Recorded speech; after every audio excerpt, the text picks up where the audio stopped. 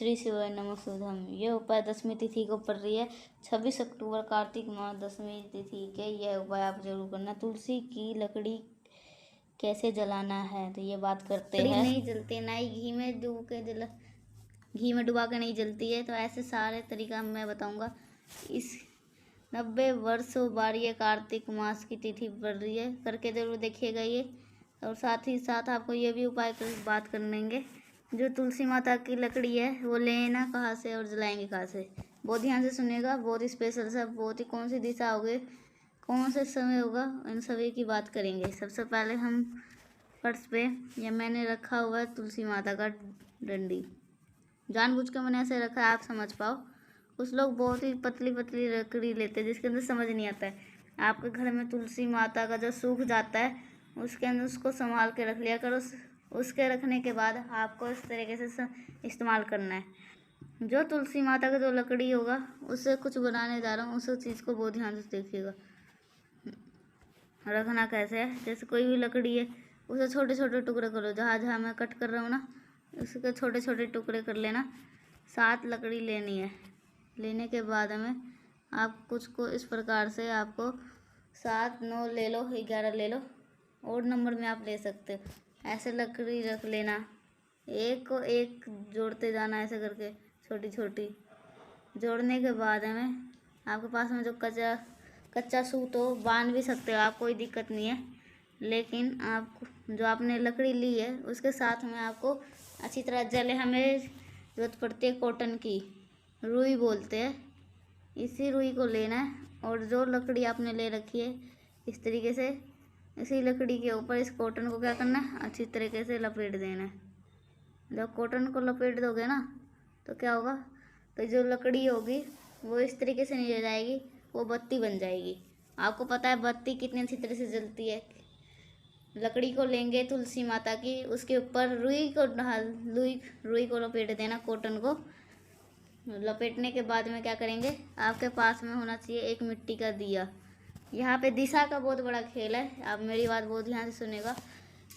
जब यहाँ पे तुलसी माता की लकड़ी का जो भी आपके पास में है उस दीपक के अंदर रखोगे तो एक चीज़ का ध्यान रखिएगा, जो लकड़ी का मुख होगा वो साउथ डायरेक्शन में ही होना चाहिए। कौन सी दिशा में? पूर्व दिशा।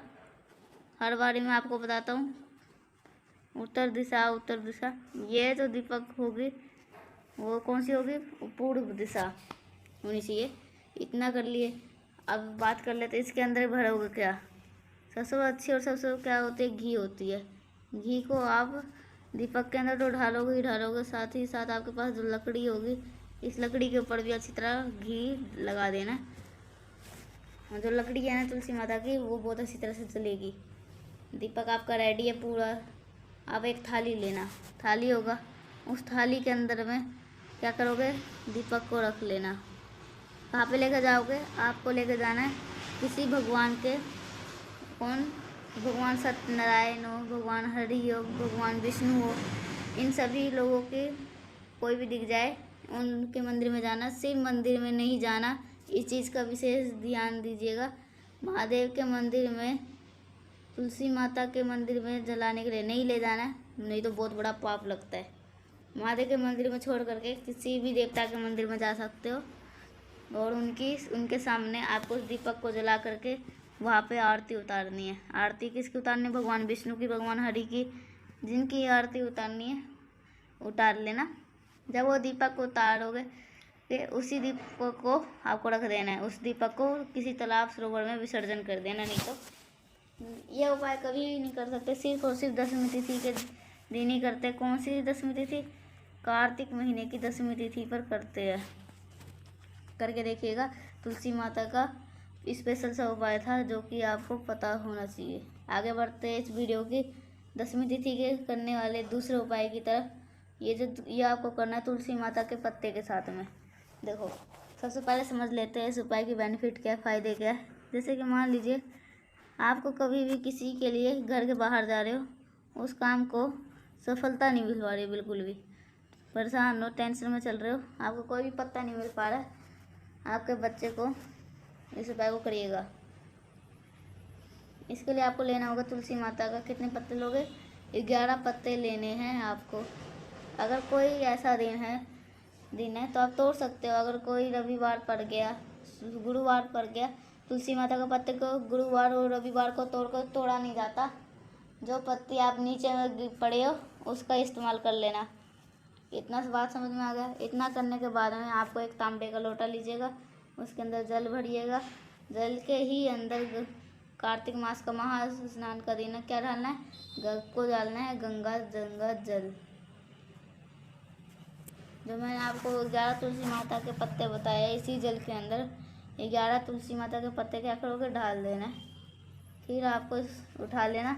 उठाने के बाद में लेकर कहाँ पे जाओगे, किसी भी देवता के मंदिर में, चाहे भगवान हनुमान जी हो, भगवान कृष्ण हो, भगवान विष्णु हो, भगवान हरि हो, भगवान राम हो, भगवान कृष्ण हो, किसी के भी मंदिर, देवता के मंदिर में लेके नहीं जाना है। साथ ही साथ आपको भगवान शिव के भी मंदिर लेके नहीं जाना है।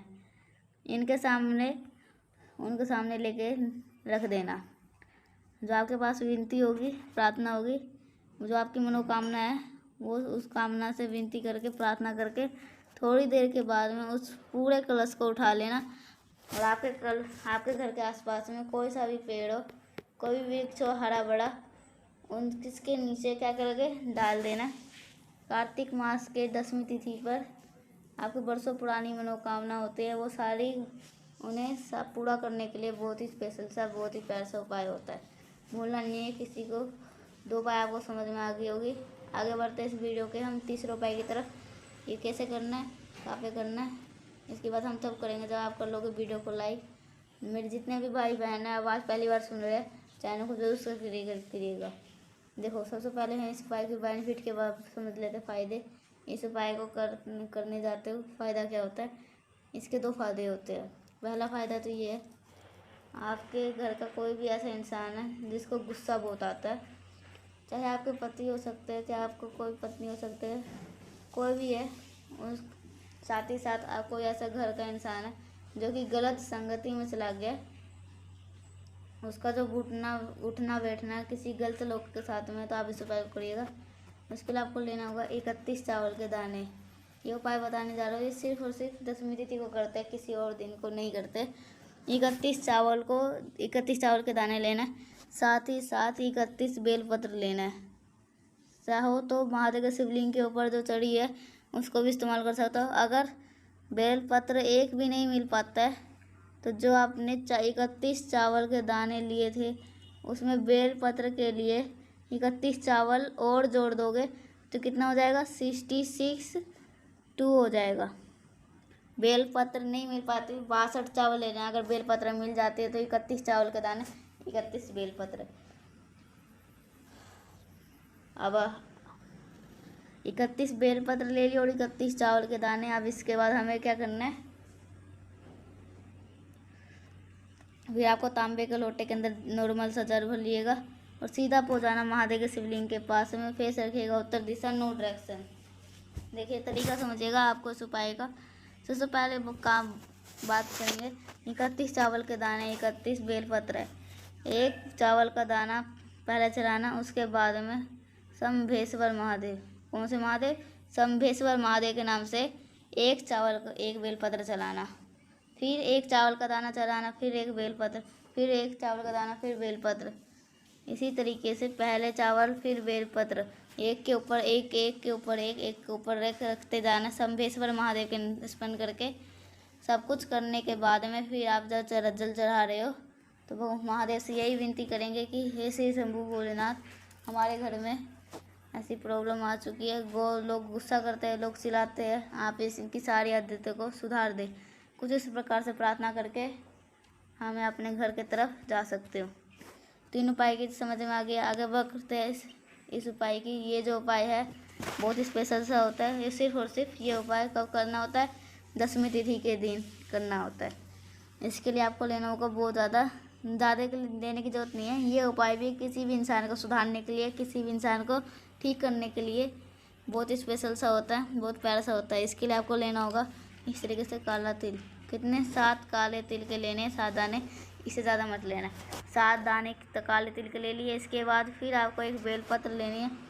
उस बेलपत्र के ऊपर सात काले तिल को क्या करेंगे, रख देना है। फिर आप इस बेलपत्र को उठा लेना, तांबे के लोटे के अंदर जल भर ले जाना और सीधा पहुँचाना महादेव के शिवलिंग के पास। हमें फेस रखिएगा उत्तर दिशा, नो डायरेक्शन। जो प्रॉब्लम आपके पास है, आपके जो परिवार के पास चल रहे हैं,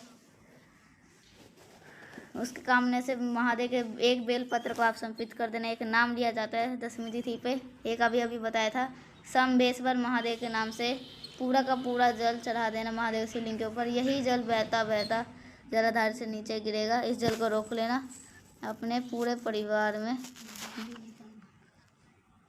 जो अपने घर की किस्मत होगी वो ज़रूर बदल जाएगी। 4 उपाय की बात कर ली। एक छोटी सी बात और बता दूं, जितने भी तुलसी माता की लकड़ी जलाने का जो ये उपाय था, ये सुबह का टाइम भी कर सकते हो, टाइम मिलता है तो शाम भी कर सकते हो। मैं तो कहता हूँ कोशिश करना। ये जो दीपक वाला होता है, इसका महत्व शाम का टाइम में ज़्यादा होता है। जो वीडियो पसंद आई हो तो लाइक करिएगा। अगर कुछ पूछना है तो कमेंट के नीचे आप सभी लोग पूछ सकते हैं, अगर नहीं समझ में आया तो। और अगर मेरी आवाज़ पहली बार सुन रहे हो तो चैनल को सब्सक्राइब करिएगा। तो मिलते हैं नेक्स्ट उपाय के साथ, तब तक के लिए श्री शिवाय नमस्तुभ्यम।